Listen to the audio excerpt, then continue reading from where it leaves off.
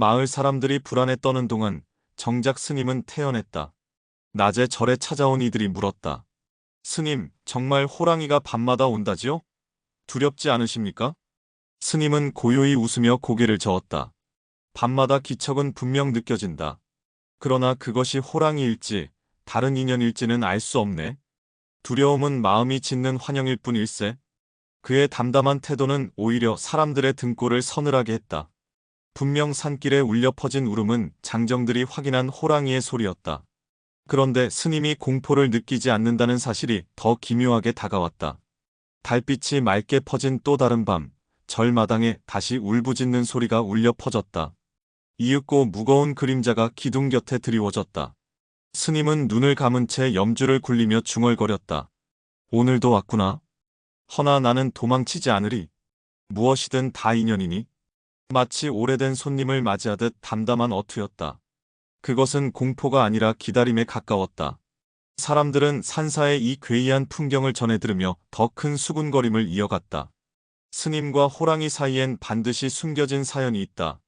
그러나 그 누구도 감히 산사에 들어가 그 진실을 확인할 용기를 내진 못했다.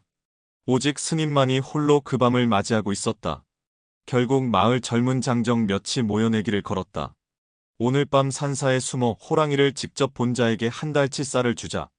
젊은 피의 객기가 더해지자 3명의 장정이 횃불을 들고 산길을 올랐다. 절은 달빛에 고요히 잠겨 있었고 멀리서 목탁 소리가 은은히 들려왔다.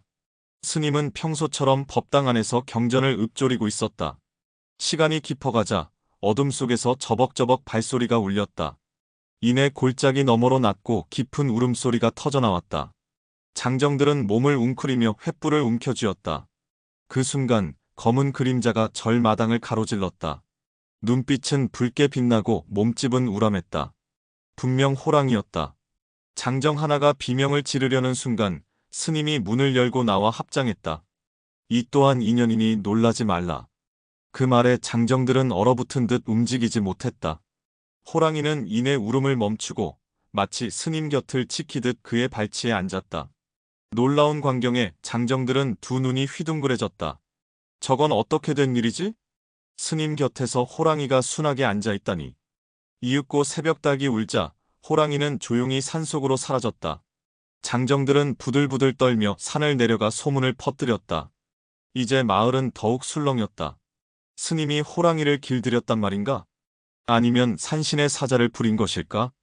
진실은 여전히 안개 속이었다. 장정들이 목격한 이야기가 퍼지자 마을은 한동안 술렁거렸다.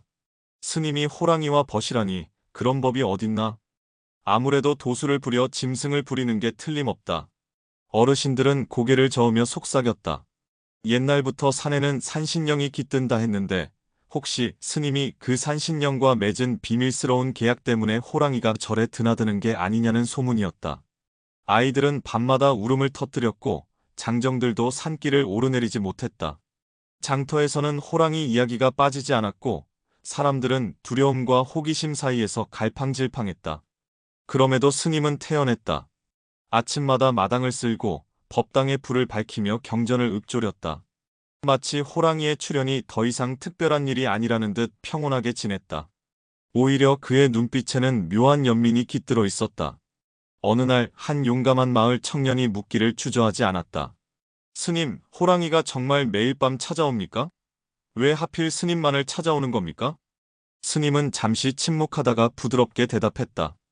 호랑이의 울음은 두려움의 소리가 아니다. 오히려 외로움의 소리일지도 모른다네. 그 말은 사람들의 마음을 더 혼란스럽게 했다. 두려움 속에 갇혀있던 그들에게 호랑이가 외롭다니 도무지 이해할 수 없는 말이었다. 그러나 스님의 눈빛은 확신에 차 있었다. 어느 날 밝은 밤, 스님은 일부러 법당 문을 열어두었다. 그리고 법상에 앉아 목탁을 치며 독경을 이어갔다. 산새 소리조차 멎은 깊은 정막 속에서 다시금 무거운 발걸음 소리가 절마당을 울렸다. 이내 커다란 그림자가 달빛을 가렸다. 호랑이가 나타난 것이다. 황갈빛 줄무늬, 붉게 빛나는 눈동자, 우렁찬 숨소리가 절간에 가득 찼다. 그러나 스님은 눈 하나 깜빡하지 않았다. 오히려 합장을 한 채 조용히 경문을 읊조렸다. 놀랍게도 호랑이는 울부짖지 않았다. 천천히 걸음을 옮기더니 마치 스님의 기도를 듣듯 문 앞에 웅크려 앉았다.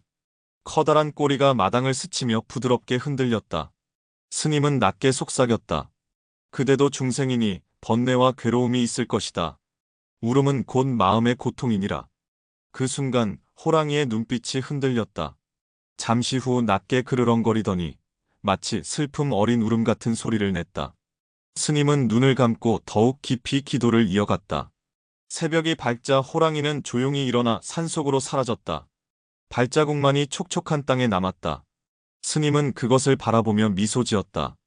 이것이 인연이라면 언젠가 진실도 드러나리. 그날 이후 마을 사람들 중 일부는 호기심을 넘어 존경심까지 품게 되었다. 두려움의 상징이던 호랑이가 스님 앞에서는 순한 짐승처럼 앉아 있었기 때문이다. 그러나 여전히 많은 이들에게는 이해할 수 없는 불가사의한 일이었다. 스님은 밤마다 호랑이를 마주할 때마다 오래전의 한 장면을 떠올렸다. 젊은 시절 그는 산길을 걷다 사냥꾼들에게 쫓기던 어린 호랑이를 본 적이 있었다. 겁에 질린 새끼 호랑이가 덫에 걸려 울부짖고 있었고 사냥꾼들은 창을 겨누고 있었다. 그때 스님은 아직 수행에 막 들어선 초심자였으나 차마 그 장면을 외면할 수 없었다. 그는 사냥꾼들을 막아섰고 온몸으로 애원하며 새끼를 놓아달라 간청했다. 결국 호랑이는 풀려나 산속으로 달아났다. 그 일이 있은 뒤로 그는 오래도록 마음속에 남은 울음을 잊지 못했다. 혹시 지금 찾아오는 호랑이가 그때의 그 새끼일지도 모르지. 스님은 혼잣말을 하며 웃었다. 인연은 알 수 없는 것, 그러나 세월이 흘러 다시 마주한다면 그것 또한 업의 이어짐이리라. 마을 사람들은 알지 못했다. 그에게 호랑이는 단순한 짐승이 아니라 한때 자신이 목숨을 걸고 지켜낸 생명이었다는 사실을. 그래서 그는 두려워하지 않았고 오히려 반가움마저 느끼고 있었다. 그날 밤에도 호랑이는 어김없이 찾아왔다. 스님은 마당에 나와 손을 내밀었다. 놀랍게도 호랑이는 으르렁대지 않고 그 손끝을 가만히 맡았다. 차갑고도 따뜻한 숨결이 전해졌다. 스님은 속으로 연부를 읊조리며 눈을 감았다. 호랑이와 스님의 이야기는 마을에 더 깊숙이 퍼졌다. 처음엔 두려움이 앞섰지만 점차 사람들의 마음이 바뀌기 시작했다. 스님이 호랑이를 길들였다는 소문에서 나아가 호랑이조차 불법에 귀의했다는 전설 같은 말까지 흘러나왔다. 아이들은 더 이상 울지 않았다. 오히려 부모의 손을 붙잡고 스님 절에 가면 진짜 호랑이를 볼 수 있다더라며 호기심을 드러냈다. 장정들도 호랑이의 기운이 마을을 지켜준다며 밤길을 두려워하지 않게 되었다. 그러나 일부 어른들은 여전히 불안했다. 짐승은 짐승일 뿐 언제 돌변할지 모른다. 그 말은 맞았다. 실제로 산속에서는 호랑이가 가축을 물어가는 일도 간혹 있었으니 모두가 안심할 수는 없었다.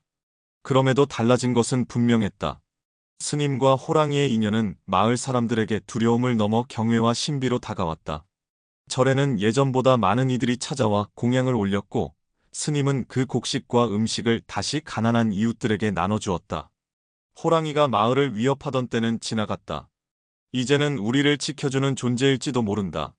그런 말이 돌자 사람들은 밤마다 절에서 울려 퍼지는 호랑이의 울음을 더 이상 두려워하지 않았다. 오히려 마음을 가라앉히는 북소리처럼 들려왔다. 스님은 그 변화를 보며 빙긋 웃었다. 그러나 마음 한켠에는 아직 풀리지 않은 물음이 남아 있었다. 저 호랑이는 어찌하여 매일같이 나를 찾아오는가? 단순한 인연 이상의 뜻이 있는 것인가? 어느 겨울밤, 눈이 소복이 쌓인 산사의 낯선 무리의 발자국이 남았다. 호랑이가 아닌 사람의 것이었다. 몇몇 사냥꾼들이 몰래 저를 기웃거린 것이다. 그들은 낮부터 술에 취해 호랑이를 잡아 큰돈을 벌자며 흉기를 꾸몄다. 스님은 기척을 눈치채고 마당으로 나왔다. 달빛 아래 창과 활을 든 사냥꾼들이 숨어 있었다. 그 순간 굵은 울음소리와 함께 숲속에서 호랑이가 나타났다. 거대한 몸집이 눈 위를 흔들며 달려들자 사냥꾼들은 당황해 비명을 질렀다. 한 놈이 화살을 쏘았으나 빗나갔다. 스님은 급히 두 팔을 벌려 외쳤다. 멈추어라. 이 호랑이는 해치러 온 것이 아니다. 호랑이는 스님 곁에 서서 낮게 으르렁거렸고 사냥꾼들은 겁에 질려 뒷걸음쳤다. 그러나 욕심 많은 우두머리 사냥꾼은 이를 악물고 창을 들었다. 그 순간 호랑이가 크게 울부짖으며 앞으로 뛰었다. 창날이 번쩍이려는 찰나 스님이 몸을 날려 막아섰다. 사냥꾼은 결국 창을 놓쳤고 호랑이는 그를 노려보다 이내 뒷산으로 사라졌다. 정적이 흐른 뒤 사냥꾼들은 허겁지겁 달아났다. 눈발이 흩날리는 마당에 홀로 선 스님은 천천히 숨을 고르며 속삭였다. 저 호랑이는 결코 짐승의 본능만으로 움직이지 않는다. 그대들의 욕심이 더 무섭도다. 그날 이후 마을 사람들은 더 이상 사냥꾼의 말을 믿지 않았다. 오히려 호랑이를 지켜낸 스님을 더욱 신뢰하게 되었다. 봄이 다가오던 어느 날 밤, 스님은 마당에 앉아 연부를 외우고 있었다. 달빛 아래 다시 나타난 호랑이는 이번엔 유난히 조용했다. 그는 스님 앞에 다가와 오랫동안 눈을 마주했다. 순간 스님은 알 수 없는 전율을 느꼈다. 그때 호랑이는 낮게 울며 천천히 머리를 숙였다. 마치 절을 올리는 듯한 모습이었다. 스님은 속으로 중얼거렸다. 이것은 단순한 짐승이 아니구나. 깊은 원과 인연을 품은 중생이로다. 갑자기 바람이 일더니 호랑이의 형체가 흔들렸다. 그리고 잠시 후 스님의 눈앞에 나타난 것은 사람이었다. 거친 호흡을 내쉬는 청년, 눈빛은 슬픔과 안도가 뒤섞여 있었다. 스님, 드디어 알아보셨습니까? 저는 예전에 스님께서 구해주신 아이입니다. 그때 덫에 걸려 죽을 뻔한 호랑이의 혼이 제 몸에 깃들어 있었습니다. 청년은 어린 시절 병을 앓다 죽음을 넘기며 호랑이의 혼과 얽히게 되었고 그 인연으로 밤마다 호랑이의 모습으로 스님을 찾아온 것이었다.